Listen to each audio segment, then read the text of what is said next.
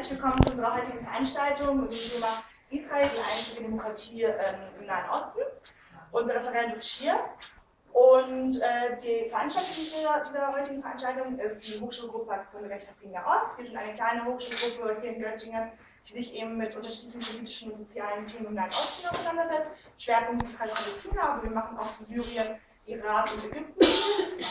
Und unsere Kontaktdaten sind hier, auf der Tafel, aber auch auf der Präsentation. Entweder sind erreichbar unter dieser E-Mail-Adresse, ihr könnt uns also bei Fragen oder Interesse eben anschreiben, beziehungsweise es wird ein Zettel gerade umgegeben, ihr könnt eure E-Mail-Adresse draufschreiben lassen und dann nehmen wir euch in den Verteiler auf. Ihr bekommt dann jedes Mal kurz vor unserer Veranstaltung eine E-Mail als Info sozusagen, was gerade ansteht, dass ihr euch anschließen könnt, wenn ihr wollt. Oder ihr könnt uns auch unter dem Namen Aktion Gerechter Frieden der Ost auf Facebook folgen, wo wir dann auch regelmäßig eben News und Infos über unsere Veranstaltung hochladen. Der Vortrag heute wird auf Englisch stattfinden, also wenn irgendwie Übersetzung gebraucht wird. Also braucht jemand eine Übersetzung oder? Ich habe hier so eine Übersetzung. Also, ist geregelt? Ja, okay, ansonsten sagt Bescheid, wir werden es dann versuchen irgendwie. Genau, das ist noch eine Frage. Wir wollen heute unseren Vortrag filmen. Ob es okay ist, auch im Publikum zu filmen. Also wenn jemand etwas dagegen hat oder auf den Fotos und im Film nicht gesehen werden möchte, dann Hand hoch vielleicht. Wollen Sie nicht? Okay. Gut, dann filmen wir ja nur von hier. Alles, also nur das Shir zu sehen ist. Alles klar, dann gebe ich weiter direkt zu Shir. Und danke, dass ihr alle hier seid. Hi, good evening. I'm very happy to see a full room. Sorry that I'm going to speak English, and for those of you who have trouble understanding me, please wave your hand if I'm going too fast. Yeah, exactly. Exactly. So speak slowly and clearly as much as I can. Good. So today's topic is about whether Israel is the only democracy in the Middle East. And I think we really have to start by asking ourselves, why do we ask this question? Because I think people who came here this evening wanted to, I hope you understood correctly the title, and you came here to hear about why, whether Israel is a democracy or what kind of arguments can be made about that. And it's not just some kind of scientific, dry question that maybe it is, maybe it isn't, and in what terms, because it's a very loaded, it's a very controversial question, right? And we have to be honest about that. We have to say, when people say Israel is a democracy, they don't just mean Israel is a democracy, they mean something else. They mean, for example, Israel is a democracy and therefore we should support Israel, or therefore the politics of the Israeli government are legitimate. And when somebody says the opposite, when someone says Israel is not a democracy, also, this is not just a simple statement, Israel is not a democracy. This is a kind of criticism, and the criticism we should not very naively understand, oh, Israel is not a democracy, so we think that some kind of political reform is needed in order to improve the political system in Israel. We actually want to say Israel is not a democracy, and that has some kind of implications about what we think about this country, what should be the politics in Germany, right? So it's a very, it would not be the same if we had a meeting this evening to ask whether Madagascar is a democracy, right? And I think that should be clear. And I think we also should ask ourselves, what is the implication of a simple answer to this question? I think a lot of people would have a very strong opinion, either yes or no. But if we think about these people who have a strong tendency to say, yes, Israel is a democracy, most of these people are in the pro-Israeli political camp. And most people who say no are in the pro-Palestinian political camp. Right? But this is not the same when we talk about other kind of political disagreements or arguments. There was, when the United States invaded Iraq in 2003, there was a very big anti-war movement. I didn't see in this very big anti-war movement in Europe and the United States people saying, but Iraq is a democracy. That was, even people who were against the war didn't think that, most of them at least, did not think that Iraq is a democracy. And people who were against the war also did not say the United States is not a democracy, right? Even if the United States initiated this war and they are against the war, the fact that the United States is considered to be a democracy doesn't mean that we cannot be against that war, right? Okay, so this is just to get us started from the right position. That this should be an honest discussion, and an honest discussion starts with asking ourselves, why are we here, really? And of course, when we talk about the argument that yes, Israel is a democracy and it has another layer, that it's not just that Israel is a democracy, but we also take some conclusions from this, that then it has two directions, the external and the domestic, or the internal. Because the Israeli government, and there are special branches in the Israeli government which are known in Hebrew as hasbara. Hasbara means explanation, but in English it's often translated as public diplomacy. It's a kind of advertisement for the state. And they use this argument, Israel is a democracy, externally and internally. Externally meaning they go to the United Nations, to the European Union, and say, because Israel is a democracy, don't criticize us about the occupation of Palestine or about the violation of human rights. Because it's an internal matter. If we decided democratically on our politics, then you should not come from the outside and tell us what to do. And the other use, and of course, regardless to the fact that Palestinians don't have a right to vote in the Israeli system, but we will get to that. And the other use of this argument that Israel is a democracy is internally within Israel, because there is a lot of protest amongst Israelis against the government policies. And when the government says, but we are a democracy, it means if you don't agree with the politics, well, there is supposed to be a democratic process that allows you to change the situation by voting for different parties. And if you take other kinds of means to protest against the government, maybe you are not convinced enough that Israel is a democracy. If we convince you that you will stop, then you will stop protesting. And the very important question, of course, is what is a democracy? Because in most ways that in most discussions about democracy, it's not used in a very scientific way. Democracy is used as a symbol which can be said as a religious symbol. If you take sentences that you find in newspapers, in demonstrations, statements by the Israeli government, but also statements in protest against the Israeli government, the word democracy, try to switch the word democracy and put instead the word God. And you will find that it works quite well. That the message is that Israel, when you want to say Israel is a democracy, it's equivalent to saying Israel is good, or Israel follows the ethical ideals that we believe in, and the opposite. And just like the idea of religion, democracy can be used to justify war. If in the Middle Ages there were European soldiers coming from Europe to the Middle East to bring the word of Christ to the Middle East, then today we have also soldiers from Europe going to the Middle East to bring democracy to the Middle East. So the words have changed, but the contents, we have to ask ourselves, how much have they really changed?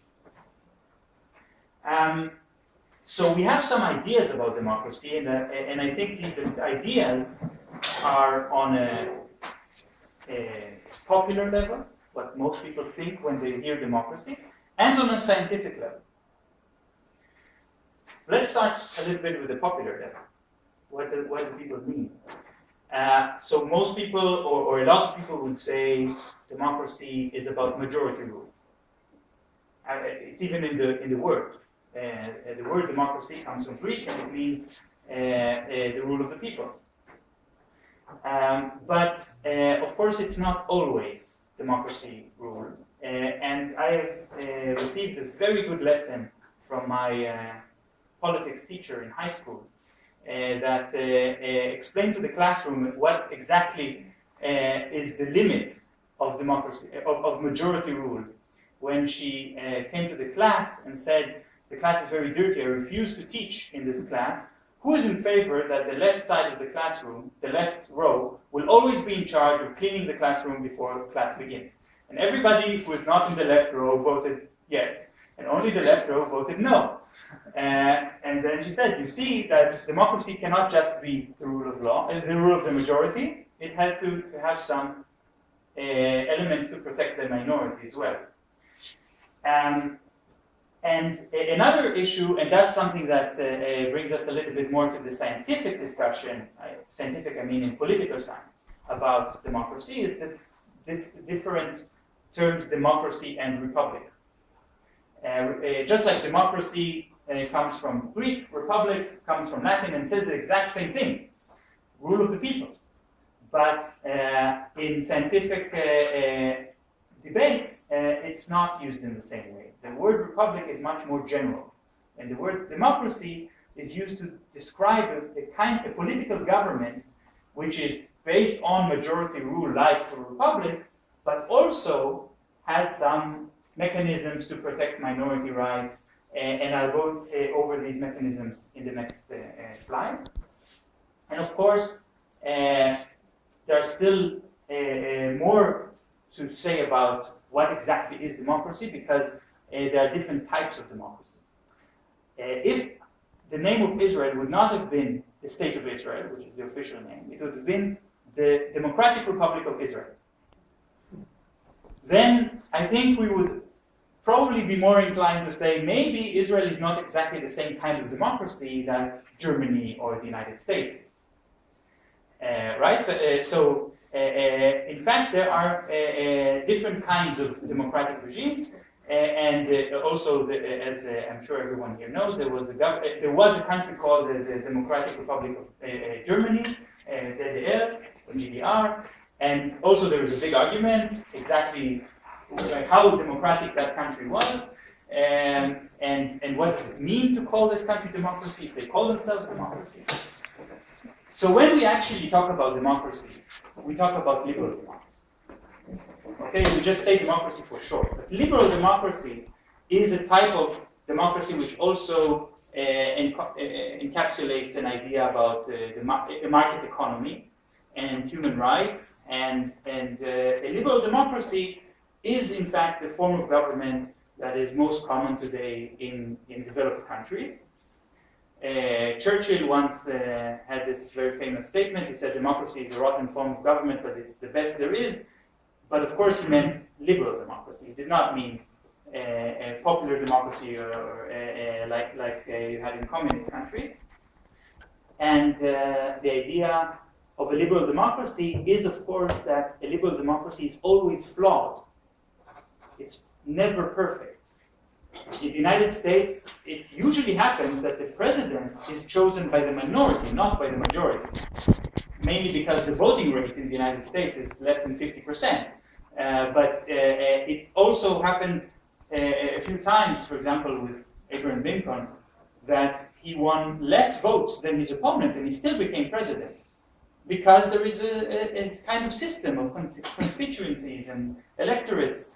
And this system is not always perfect in terms of rule of the majority. And of course, all of these requirements, what does it mean to have a liberal democracy, that we have freedom of speech? Yes, but there are also limitations on freedom of speech. And still, when I say liberal democracy about the United States or about Germany, I'm not going to start a whole argument that maybe they are not democratic. Because if we start this kind of debate, that maybe Germany is not a democracy, then in fact we turn democracy again into what I said, into God. We turn democracy into some kind of utopian government that doesn't exist in real life. And then we can just say, well, no country in the world is democratic. And of course, that would not be a very useful discussion. So, and I put here the definition from Collins' dictionary of what liberal democracy is. And I think that this definition only works to explain what liberal democracy is if you already know what liberal democracy is. And I think that says something. It's a very bad definition, but maybe it's not because Collins' dictionary is a bad dictionary. Maybe it's because we actually don't know exactly what liberal democracy is, but we have a desire what liberal democracy should be, and we mix our desire with the reality. Okay, but let's still give you some kind of answer, what we expect from a liberal democracy, at least in the scientific discourse, and you can summarize the requirements for a liberal democracy into these 6 points, which is based on several documents. One of the most commonly used documents is a document written by the United States Department of the United States State Department, so this country that spreads democracy in the rest of the world, also with the use of guns,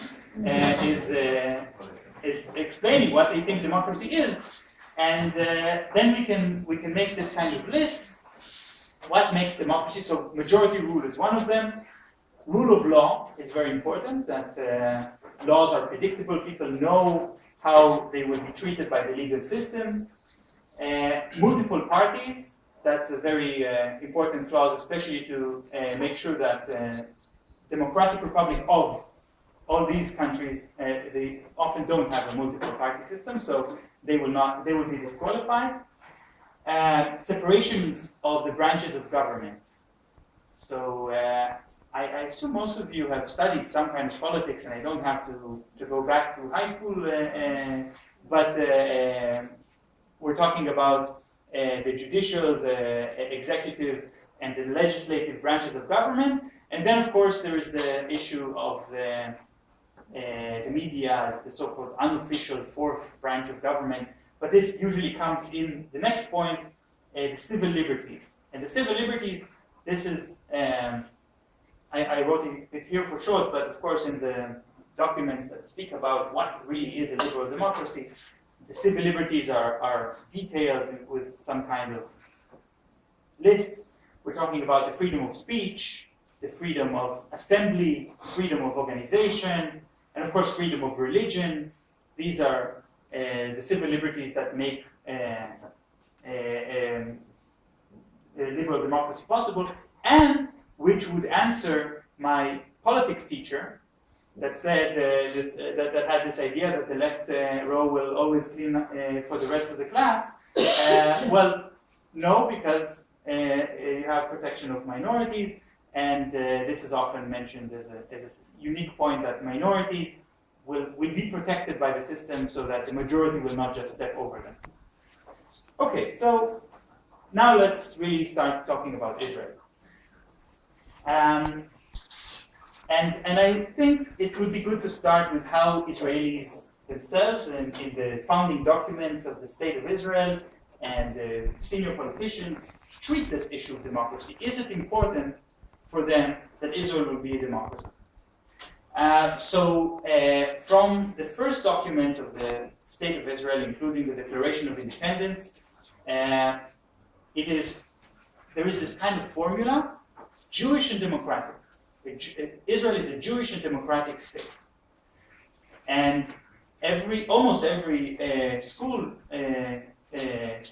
child in Israel has to go through a debate in class at some point during their schooling about whether there is a contradiction between Jewish and democratic, and then the teacher would say there is no contradiction, it can be both Jewish and democratic.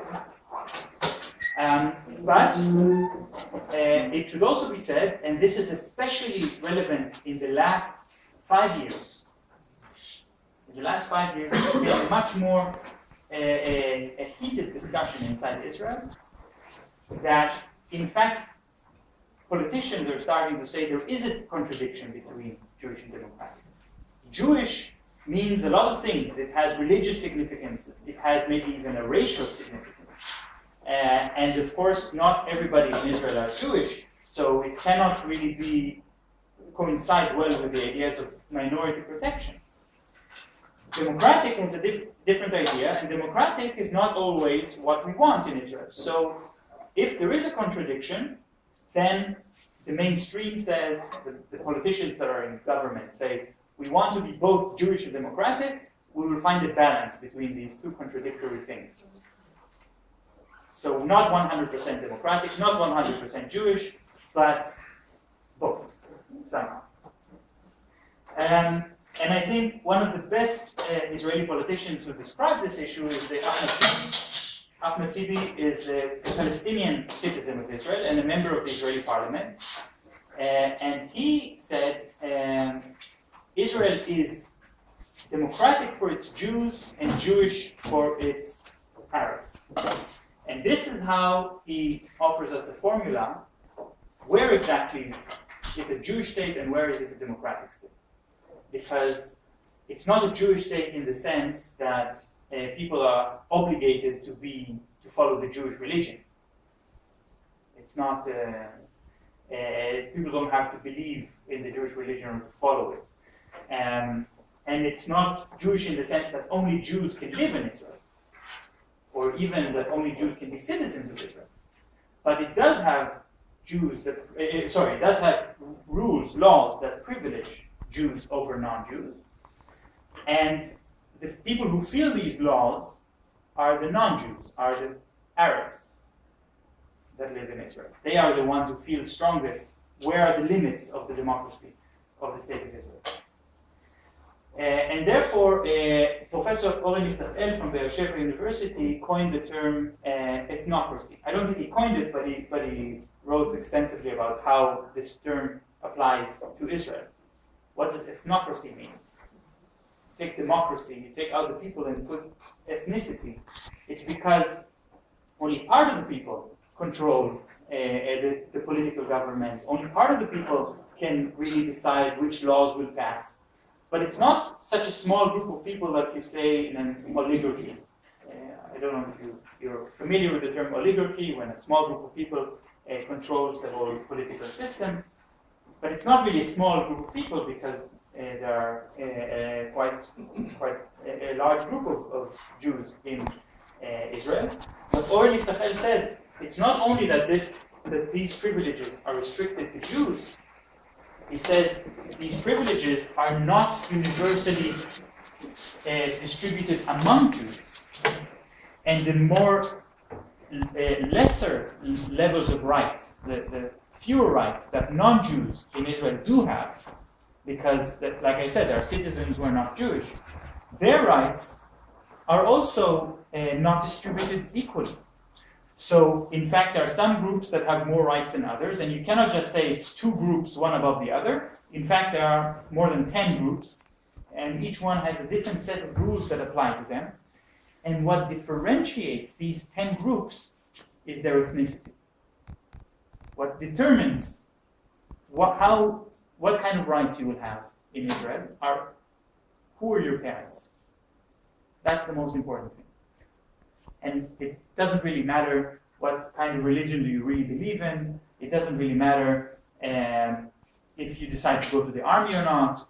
What really matters is who are your parents. And if you are born to Jewish parents, you have advantages, but you will have even more advantages if you are born to Jewish parents who their families originally come from Europe, as opposed to if you are born to Jewish parents whose families came from Arab countries. Right? So there is also inequality among Jews, there is inequality among Palestinians, among Arabs, and that makes Israel, according to Oren Yiftachel, an ethnocracy. And I think it's a useful term, but it's also a complicated term, because then we have to start trying to make maps of all of these groups and all of the relations between them, and It's more complex than a two-dimensional screen can show us, unfortunately. But there's another issue.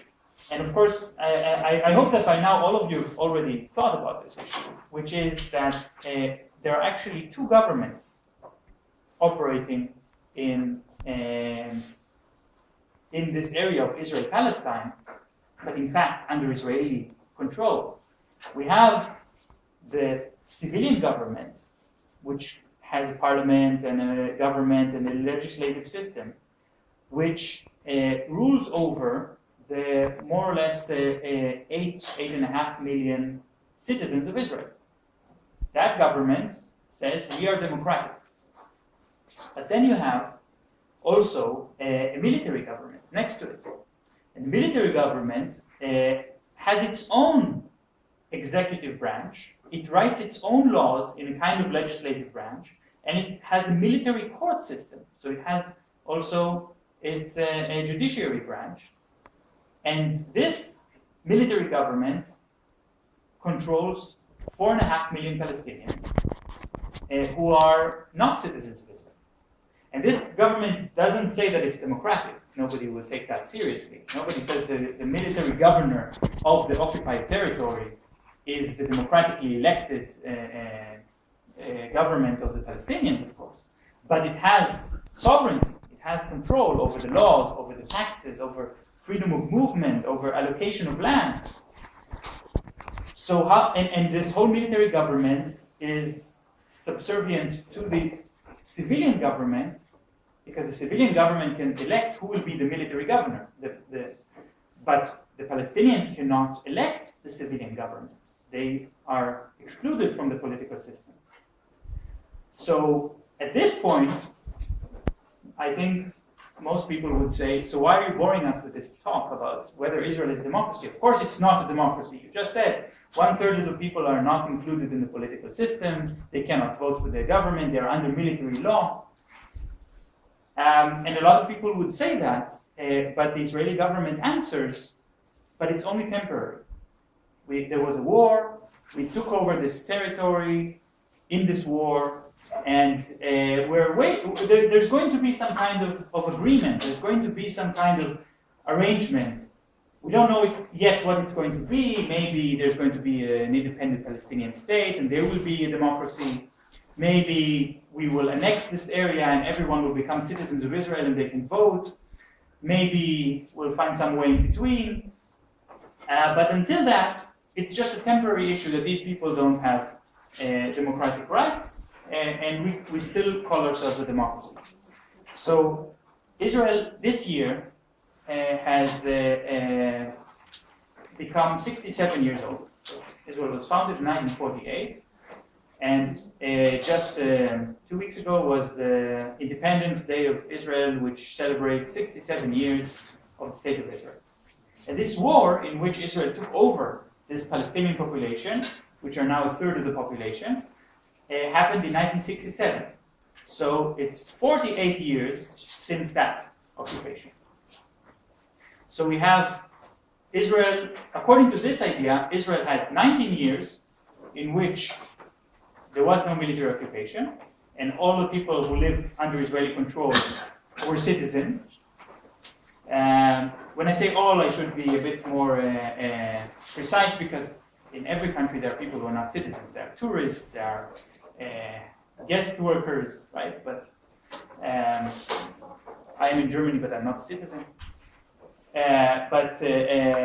But when we say everyone who lives permanently in that country, born in that country, is a citizen, for 19 years.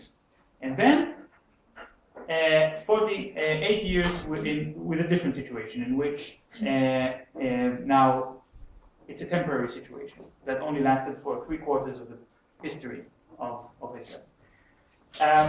But even in these 19 years, there was something that a lot of people forget, and that there was a military government over the Palestinian citizens of Israel.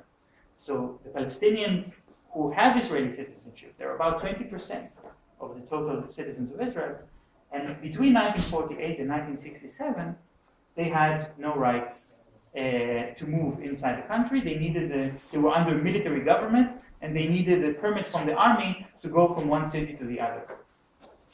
So it's also difficult to say that this is democracy. And Ariel Azoulay and Adi Ophir wrote 2 books about this. One of them in Hebrew, it's called This Regime Which Isn't One, and then the English version is called The One-State Condition, in which they say you cannot really separate. You cannot say there's one part of the Israeli government which is democratic and one part which is a military government. You have to understand that this permanent temporary situation has become what defines the Israeli government. It becomes the most important issue in Israeli politics. It's the main issue that defines the different political parties in Israel, what they think about this occupation of the Palestinian territory, and this is the main feature of Israel. So this kind of temporary idea is problematic, and I think a lot of Israelis understand that. And now the most recent news is the law of the nation. The law of the nation is a law which has not been passed yet in the Israeli government.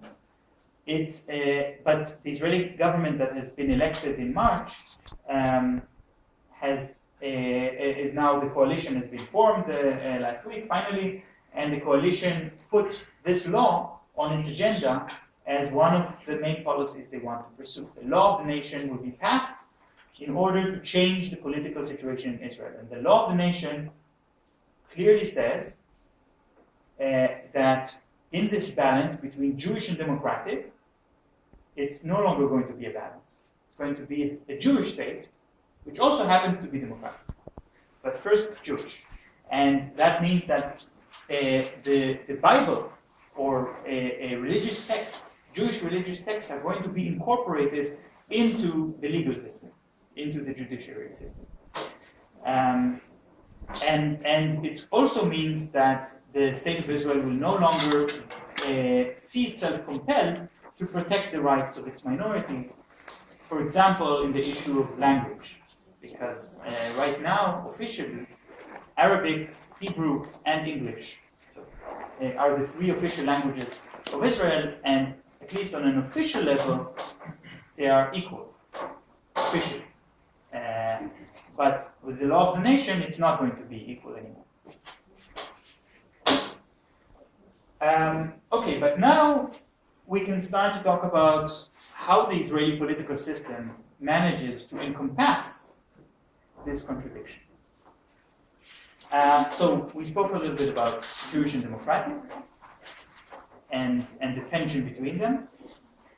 And the tension, I mentioned the law of the nation, but the law of the nation is still not passed. There are also about more than 40 laws that have already been passed, and the list has been made by the Association for Civil Rights in Israel, ACRI, which privilege Jewish citizens over non-Jewish citizens. Most famous is the law of return, the law that says that if you're Jewish and you have a family, you have family members who are not in the country, you can bring them over if they are Jewish. So, and they will become citizens of Israel immediately. And there's no danger that they will be denied. But if you're not Jewish, then it's not going to work. You simply do not have the right to bring your family members to live with you in Israel. Then we have the idea of that Israel has no constitution, and I think that in itself, I should mention it because we talk about what is the Israeli political system, but I don't think that the fact that Israel does not have a constitution means that it's not democratic, because also Great Britain does not have a constitution. You can have other kinds of mechanisms, but what Israel does have are the basic laws. Basic laws are laws that are a bit more powerful than other laws. And they're supposed to be kind of halfway towards maybe one day becoming a constitution. And the most important one of these basic laws for our discussion is the basic law of the Knesset. The Knesset is Israel's parliament. Every political party that wants to participate in the election according to this law, has to meet three requirements. It has to support Israel as a democracy, it has to support Israel as a Jewish state, and it has to it cannot be racist. These are the three requirements. Every political party in Israel, before every election, have to stand before an election committee. And the election committee will have this list, and they will ask them, do you support Israel as a democratic state? Do you support Israel as a democracy, as a Jewish state, and are you racist? And you have to give the right answers or you cannot participate in the election. All of these requirements are rather weak because there are parties in Israel that I think most of us would agree violate all of these three requirements. For example, we have political parties that, there is a political party that participated in the last election. It's called the Democtatorship. I'm trying to the Democtatorship Party, in which they said maybe we should have something a bit less democratic in Israel and have mandatory prison sentences and even the death sentence introduced in Israel against certain kinds of criminals, more strong government control. Okay. Also the issue of whether Israel should be a Jewish state I'll get to that the last bit, and whether Israel should, and being opposed to racism is of course, unfortunately, something that many political parties in Israel don't respect. I imagine many of you have heard of the new decision for the Minister of Justice in Israel, a woman who has called on the Israeli army to kill Palestinian women so that they will not give birth to snakes, or that's how she refers to Palestinian babies. And her statement, I think, could be qualified as racist. That's my opinion. And she was not disqualified from the election. Yeah? Is the question about being racist in general, or just racist about Jewish people? In general. In general. So you cannot be racist against any kind of people if you want to participate in the election, but actually you can. Actually, in history there was only one political party that was disqualified in this issue, and this political party has today transformed into another political party, so they changed their name, but they say openly, we follow that old party still, and they do participate in the elections. So the position has changed. And what about the issue of Israel being a Jewish state? Because there are Palestinian citizens of Israel who want to participate in the election. And what does it mean when you are a Palestinian living in a Palestinian city in Israel? You want to represent your voters. Most of them are also Palestinians. And the election committee asks you, well, do you believe Israel should be a Jewish state? Meaning that you will not have full rights in this state. And traditionally, the Palestinian Knesset members had an answer for this, like Ahmed Tibi that I quoted before. They answer, we believe in 2 states for 2 people. That's a loophole, right? Because you say 2 states for 2 people, that means we want a 2-state solution, we want Palestine to be an independent state. You can say that, sure. And then you can infer from that the Jews are the other people and they will also have a state, so you'll have a Jewish state and a Palestinian state. And they don't go into the details of what does it mean for the non-Jewish citizens who will live in Israel. Will the state belong to them as well? So the election committee understands they should not ask follow-up questions. The election committee understands that the political system can only work if everybody decides not to talk about it too much. Another very difficult issue of the question of equality in Israel and the protection of minorities is the fact that even before the state was founded, there were already the organizations belonging to the World Zionist Organization, or WZO. These are the Zionist organizations. Most of them were founded in the late 19th century or the beginning of the 20th century. And they were founded in order to colonize Jews in Palestine.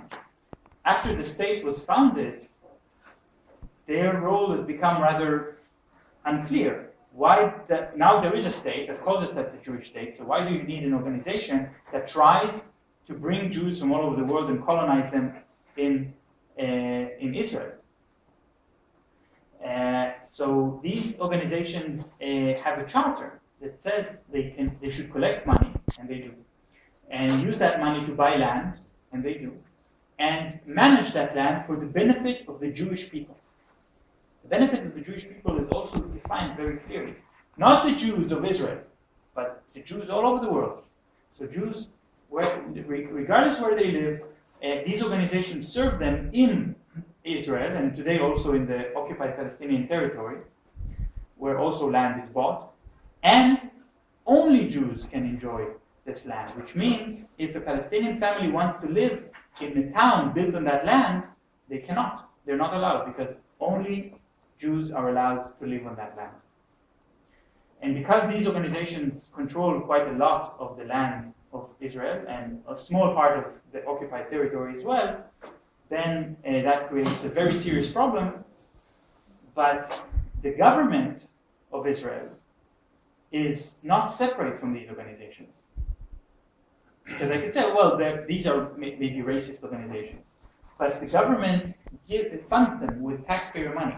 So the government collects taxes from the entire population, also from Palestinians, uses that money to fund the World Zionist Organization, the Jewish National Fund, the Jewish Agency, and the government appoints people to be managers in these organizations, and cooperates with these organizations, operates through them, so that makes these organizations actually part of the state. And if you have part of the state that says we are actually only to serve one part of the population, then you do have a serious problem of democracy.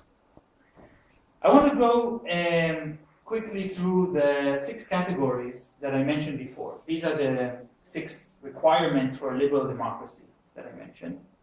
And I think it's worth for us to know, and I'm sorry that I'm bombarding you with so much, but I think it's useful to have this kind of list to know where does Israel stand regarding these 6 points.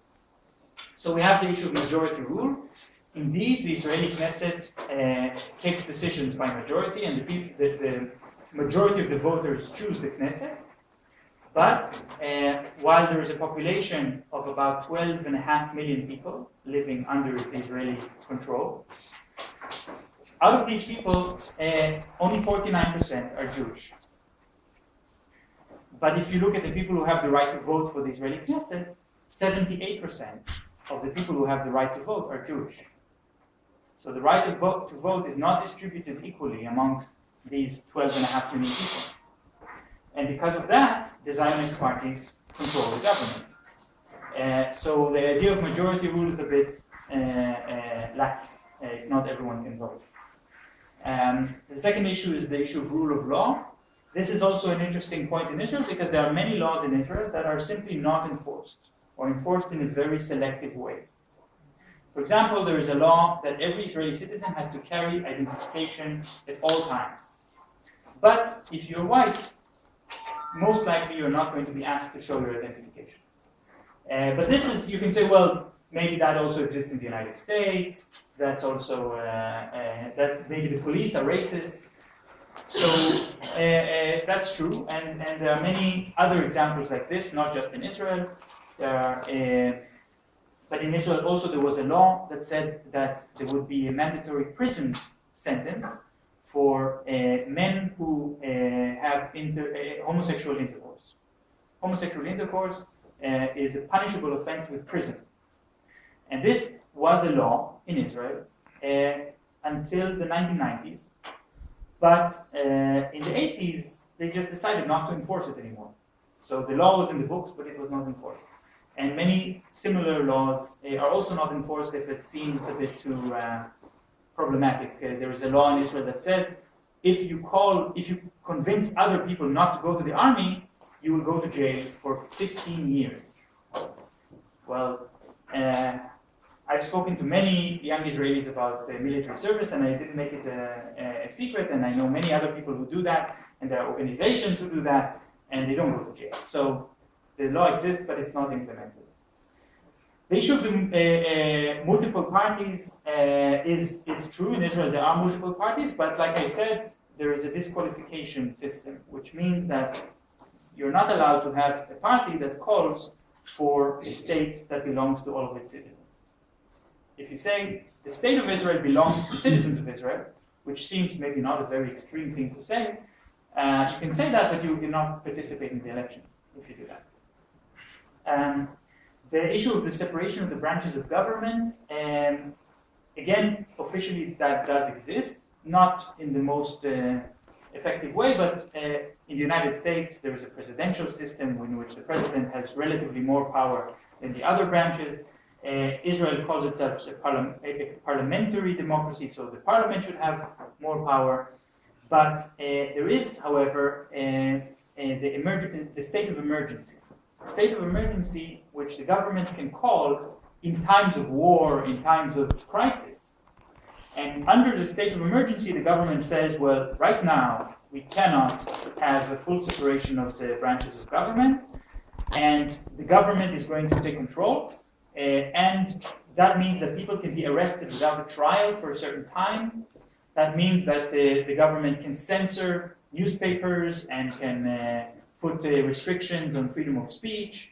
The government can decide to disband the protests and to disallow people to protest. And there's a whole list of what you can do under the terms of an emergency situation. The Israeli government has only used the state of emergency once, in 1948, and has not cancelled it since. So for the last 67 years, Israel is under a state of emergency. Wars have come and gone, but all of these restrictions on democracy have been in effect for the entire duration of Israel's existence. And then, of course, it becomes an issue how much the government wants to use these state of emergency laws. And unfortunately, they use them on different levels on different kinds of people. It's again to the idea of ethnocracy. If you are Jewish, probably you have some freedom of speech. But if you're Palestinian, then the laws of emergency will restrict your freedom of speech.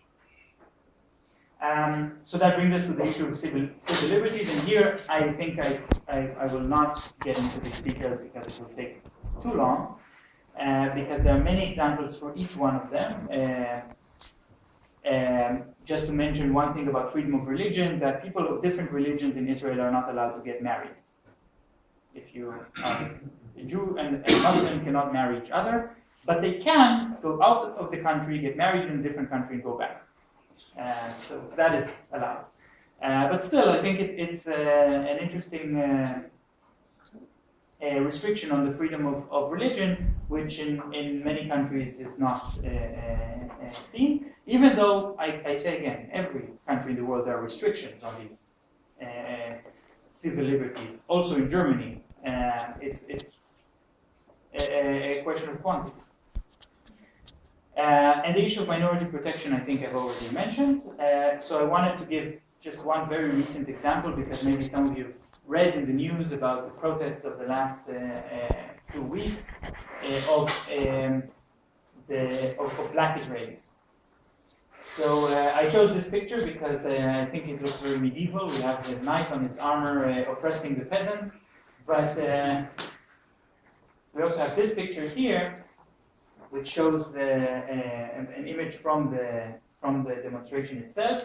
There are two things that might interest you to see here. One is that the sign, it's in Hebrew, but it says Gestapo. It's a demonstration against police, with the symbol of the Israeli police.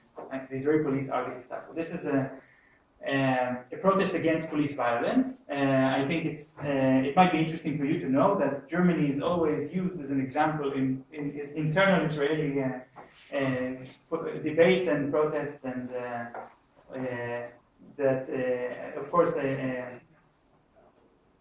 we should look at this as an interesting window into the political culture inside Israel. And I didn't put this picture in order to say the Israeli police are the Gestapo. And also, a very interesting thing that we see here is that this protester on the side is making this sign.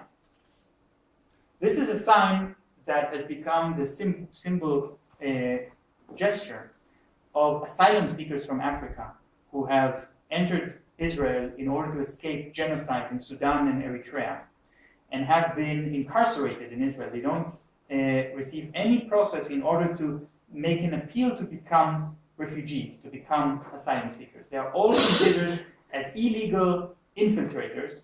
They are put in jail without a trial for 3 years, and during that time they are under a lot of pressure to agree to be deported. Sometimes they are illegally deported against their will, and after 3 years they are deported anyway. So this is a group of the asylum seekers which have absolutely no rights, and some people argue with some right that the asylum seekers have even less rights than Palestinians, and they are from Africa. And because there is so much violence against these asylum seekers from Africa, many black Jews have been targeted by random violence in the street or by the police because they are suspect. Maybe they are also asylum seekers from Africa. So they have to prove again and again that they are actually Jewish citizens of Israel and they just happen to have black skin. And here we see that they also feel some solidarity with these asylum seekers because they take this image of the people who are incarcerated. So I think the media, the global media, has made a very terrible job of reporting about these protests because, and even the Israeli media has reported it pretty horribly because you often hear that they are Ethiopians. It's the protest of the Ethiopians, and I would urge you not to say that. It's a racist term.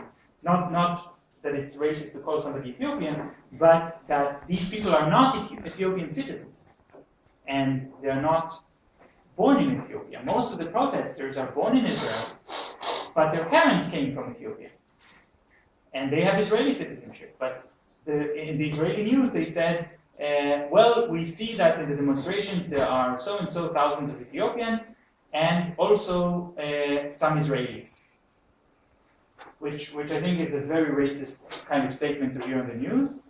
And many of the international news agencies have heard that and then reported that as if it was a protest of asylum seekers from Africa. But no, they are people born in Israel and they're citizens of Israel, and they are protesting because they are being treated extremely poorly. But there's discrimination against black Israelis in education, in jobs, in housing. The discrimination is very extreme. But the reason for the protest has not been the discrimination in the school system. The reason for the protest reminds us why Israel is called an ethnocracy.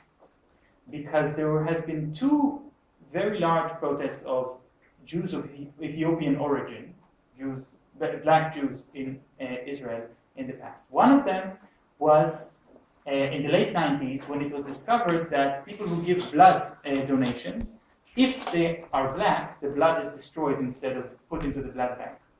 Because if you're black, you're suspected to be HIV positive, and they don't want to check it, they just throw away the blood to the garbage. They do take the blood from people because they don't want to offend them, but then they throw it out as soon as they turn their back. When this was exposed, people were very angry. Now, the protests have started again because a video came out that a soldier, a black Israeli soldier, has been attacked by police and beaten up. So black Israelis are beaten by police very commonly, but this time it was a soldier. So just like with the story of the blood, this is a story about this community trying to integrate into Israeli society by doing the patriotic thing, by giving blood, by joining the army, and they are being treated still as outsiders, as diseased, as foreigners. And they understand that in order to have a place in an ethnocracy, you have to be accepted into that system. And that was the trigger for the protest, that they felt even if they do everything right, even if they obey all the laws, they're being treated as second-class citizens at best. The Minister of Public Security, Yitzhak Aharonovich, responded to these protests, and he said, I think the police was not harsh enough with them. They should have broken up the demonstration at the very beginning. I don't know what they're complaining about. This whole demonstration is not political. They're just young people who want to vandalize. And then he said, so there is some violence by the police. Why are they making a big deal out of it? We also have violence against the Arabs, and we also have violence against immigrants from Russia, and against French. I don't know why I added French, but there's not such a big community of French Israelis. But I think it was a very candid statement by the Minister of Public Security. So basically, we have we're violent against all minorities. So what do you want? And many people, of course, made the connection between these demonstrations in Israel and the demonstrations in Ferguson and more recently in Baltimore in the United States, where also it was about race. It was also, interestingly, the media reported these demonstrations, even the media in Germany, I was quite shocked, as, oh, it's not political, it's just vandalism, young people out of control. They don't have a political cause for their protest. But it's interesting also to see that the police in the United States, many of the officers of police have been trained in Israel. And one of the things that you are trained in Israel, if you're a police officer, is to treat any kind of situation as a war situation. You treat human beings as threats. They're not trained to be friendly police officers and to help civilians. They're treated to fight terrorism. So every person you see is a potential terrorist, and and of course the responses then become extremely violent. Okay, this is my last slide, and I'll say a few words. Just to conclude, if Israel is not a democracy, and I think you all understand by now that I don't think that Israel qualifies as a liberal democracy. I do think there is one liberal democracy in the Middle East. It's Tunisia. It's a very new democracy. But Tunisia actually does, with all of the many, many flaws of the political system in Tunisia does meet these 6 requirements that I said about civil rights, the protection of minorities, majority rule and rule of law, with a lot of flaws like any other liberal democracy. So that's a new, I guess, the first liberal democracy in the Middle East. But if we don't call Israel a democracy, so let's go back to the first thing I said. So it's a very controversial question. What do we conclude from that? That Israel should be destroyed? I don't think that this is the conclusion you take if you see that a state is not democratic. Maybe you say there should be a political reform and that it should become democratic. We should also say a few things about the alternatives. Is Israel a dictatorship? I would say no. A dictatorship is a government by one dictator. And even though Netanyahu seems to be a sort of permanent prime minister in Israel, he's been elected for the 4th time, he's not a dictator and he can be deposed. Is Israel a fascist state? So in demonstrations on the streets, you will see a lot of people shouting that Israel is a fascist state, but I don't agree that Israel is a fascist state. I think one of the things that makes a state fascist is if the population makes a kind of agreement with the government, a sort of social contract, that the state and the nation come before the people and the individual. The people have to sacrifice themselves for the nation and for the law. That does not exist in Israel. In fact, it used to be more like that until the 1980s, but most Israelis don't go to the army, don't want to pay more taxes in order to pay for the wars of the government, and they are not worshipping their leaders like fascist states often have, this kind of cult of personality around the leaders. Is Israel a failed state? That's also a term that's often used to explain countries that don't succeed to be democratic because of so much corruption and so much influenced by non-democratic forces like corporations. So Israel has a lot of corruption, really a lot, but it is also not a failed state because the definition of a failed state also tells us that the state has to be unable to implement its own policies. And the state of Israel has a policy to occupy the Palestinian territory and to control that territory, which they implement very successfully for 48 years. And many other policies that they successfully implement.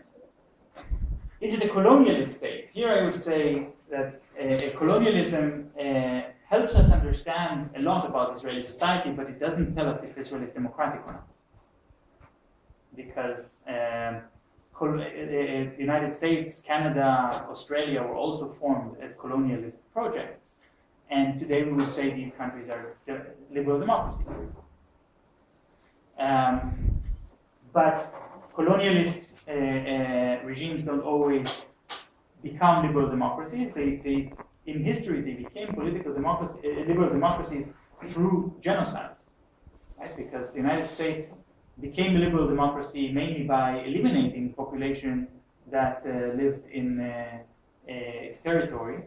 And later, when they had political reforms and they wrote a constitution and decided to become a democratic state, nobody said, but what's going to happen with all the Native Americans who are the majority and they will vote for their own leadership? Nobody said that because they were not the majority anymore. But we have another example of South Africa, in which the colonialists did not successfully or did not try to commit genocide. The colonialists remained a minority, and nevertheless they remained in power.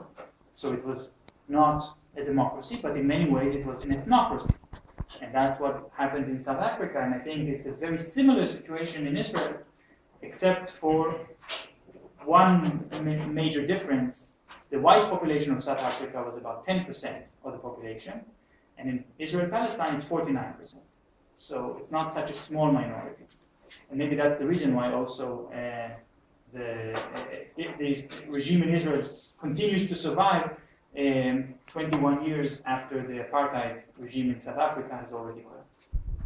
So I think I will stop here. Some of you mentioned that you have an important football game to see today, and we don't want to keep you. But I'd be very happy to answer any questions that you may have.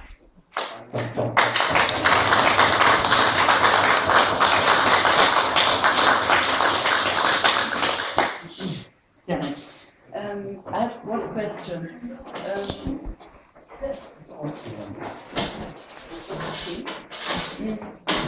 You spoke about the civil government and the civil laws, and you spoke about the military government and military law, and you didn't speak about the Palestinian Authority. Which part is for them? What part in the game is for them? The Palestinian Authority was founded in 1994, and it has very limited autonomy. It has some autonomy, mainly regarding municipal issues. So things like health and water and infrastructure distribution in some areas. They also have their own laws. But they have a very difficult problem since 2006 to function as a government, because the parliament, the Palestinian parliament, it's called the Palestinian Legislative Council, PLC, is not allowed to meet.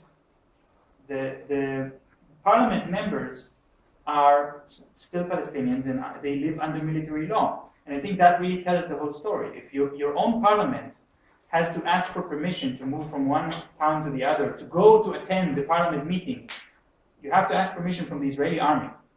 So the Israeli army is really the one making the decisions. And the Israeli army decided that some political parties cannot come to these meetings. In 2006, there was the last election of the Palestinian Authority.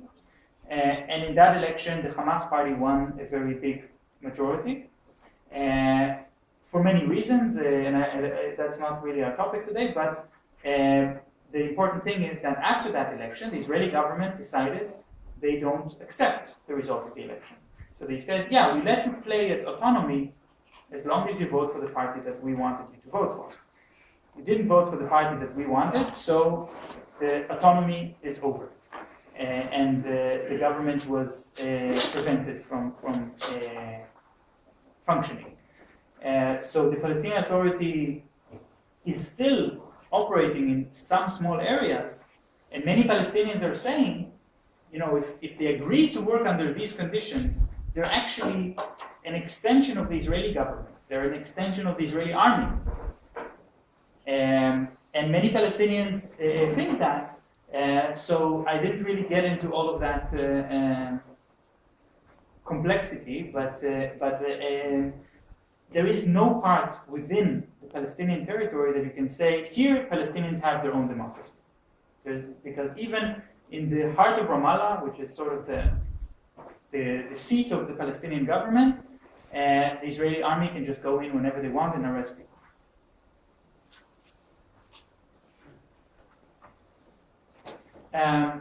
You can also ask your questions in German if you want.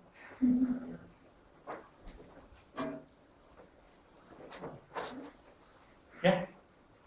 First of all, thanks for the insightful lecture. I'm curious about what the popular opinion is in Israel. Do you think the popular opinion among Israeli citizens is to switch or to progress into a liberal democracy? Or is it something else? Or can I make my assumptions based on the recent election results? I'm curious about your opinion. Yeah. So what I think we really see a change regarding how the concept of Jewish and democratic is perceived within the Israeli public. Because the idea of Jewish and democratic was perceived in, let's say, the first 4 or 5 decades of the state as two balancing factors, Jewish and democratic, that are for the purpose of the Israelis themselves. And there is an institution in Israel, it's called the Israel Democracy Institute, and they do polls in which they ask people about their opinions. And they found something interesting. They found that people have changed their perception about what democracy means. And it's not just, when I say people, I don't mean everyone, because it's all about percentages. But more people consider democracy to be not so important anymore. Or if it is important, it's important for Israel's foreign relations.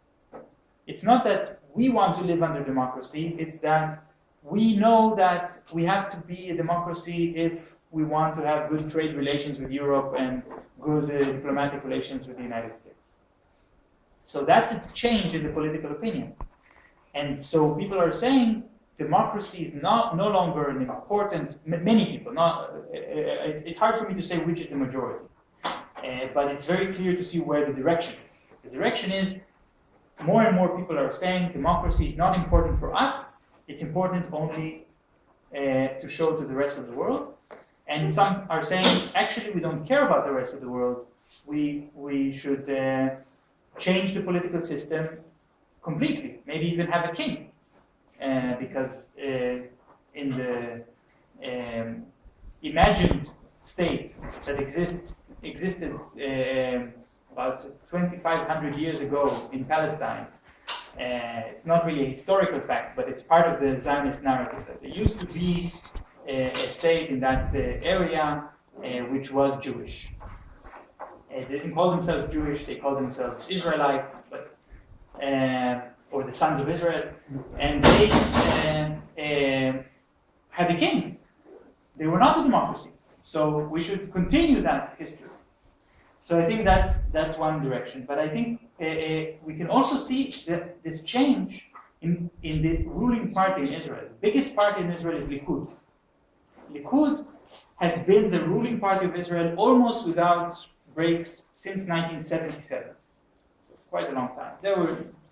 They changed their name twice in that time, but the same politicians, more or less, are in the same party. And Likud means union in Israel. It's a union of two parties. One was the Freedom Party, which was a right-wing nationalist party, and the other was the Liberal Party. And the Liberal Party is also right-wing, was right-wing, but right-wing economically, and believed in civil liberties, like a liberal party. And the two parties worked together and formed this Likud. And then something very interesting happened. All of the politicians within that party that came from the liberal side have been thrown out of the system, one by one. They've been thrown out of the political system. They don't have any, they stopped becoming ministers, they stopped becoming important within the party, and the more extreme right-wing and also the racist side of the party became much more powerful and dominant.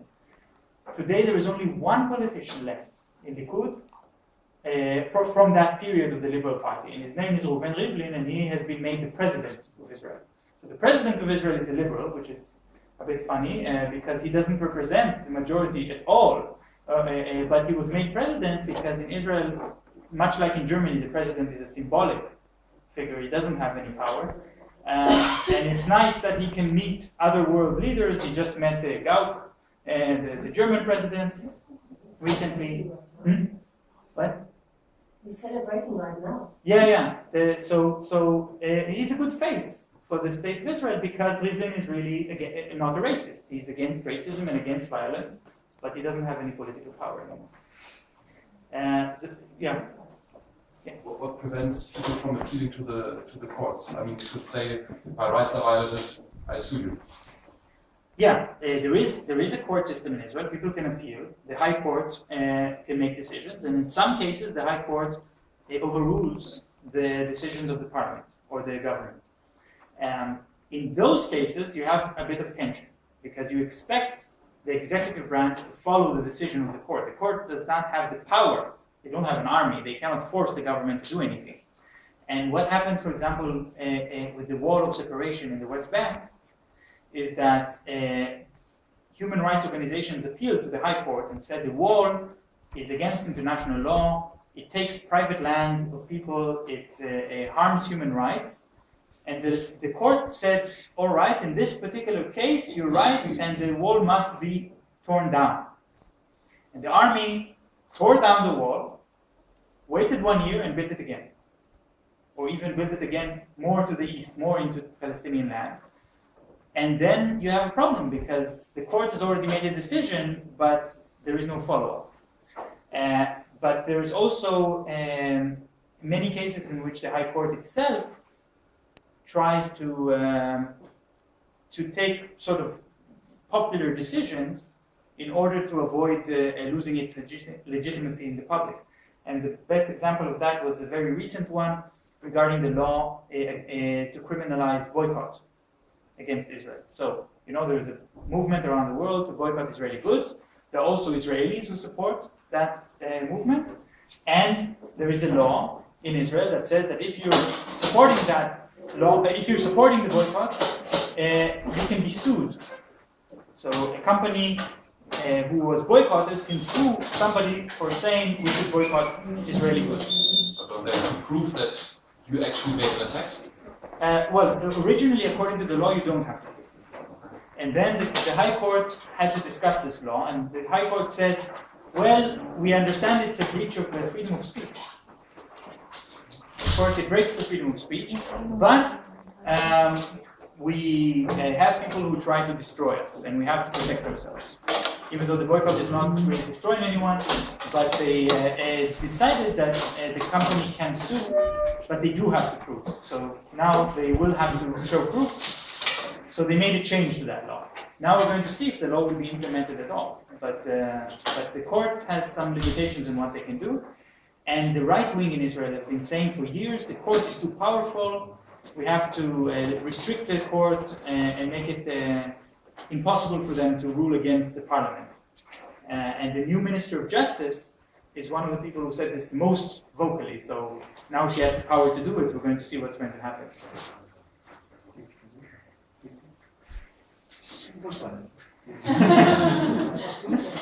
Very important. Any more questions? I'll put back my email address. If somebody wants to send me a question later, you can always also send me a letter. But, no? Okay.